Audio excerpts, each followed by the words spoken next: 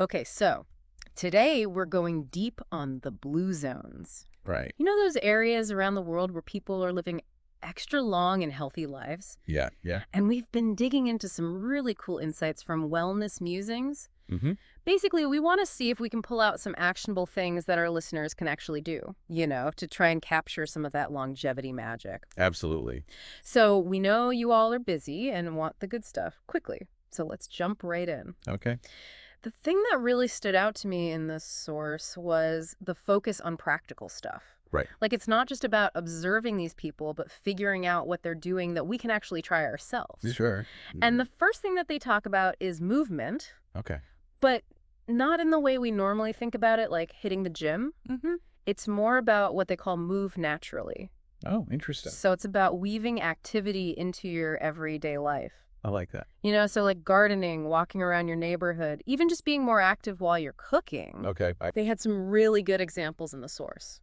Yeah. What kind of things? I mean, that distinction from structured exercise is really key, right? Yeah, it is. Because the blue zone lifestyle is all about consistent, low-intensity movement. That's just part of their day-to-day. It's not about those intense workouts. Exactly. It's just about staying active. Yeah, and the suggestions they give are great for us, too. What do they say? Like swapping some screen time for family walks. Oh, that's nice. Or just having random dance breaks. Love it. Or playing active games in the backyard with the kids. Yeah, yeah. It's all about the idea that those small, joyful movements add up. Makes sense. It feels so much more doable than trying to force yourself to go to the gym every day. Right. Totally.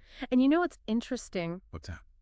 When you think about something like walking in your neighborhood, Yeah. it's not just physical activity, right? No, it's not. It's a chance to interact with your neighbors. Right. To build that sense of community. That's a good point.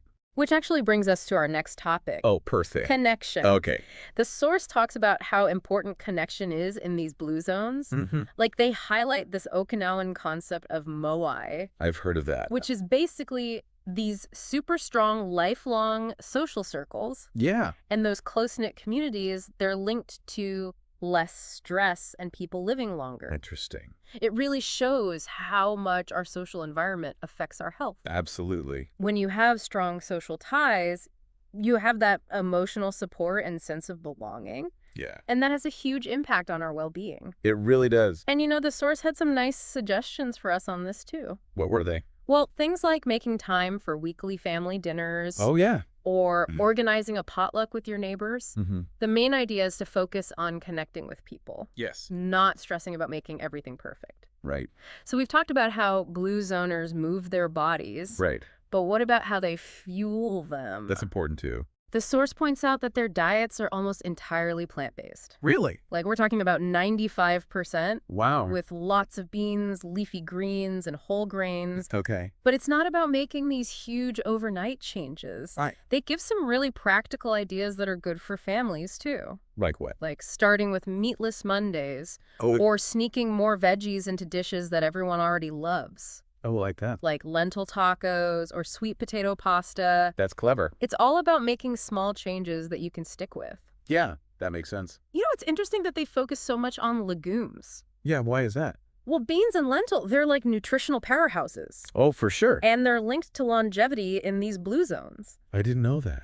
Okay, so last but not least, we had to talk about the pace of life in the blue zones. Okay. The source really emphasizes slowing down and reducing stress. Yeah. They give examples like the Sardinian tradition of napping Oh, and Icarians taking the time to enjoy tea with friends. that sounds lovely.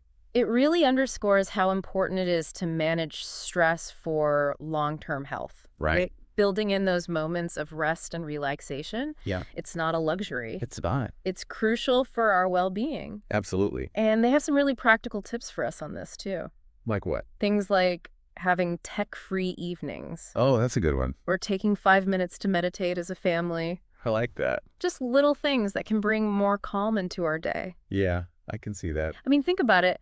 Those practices lead to better sleep, lower blood pressure, and that means less stress on your body. Right. So as you've been listening, Yeah. which of these Blue Zone principles has really resonated with you? What feels like something you could actually try this week?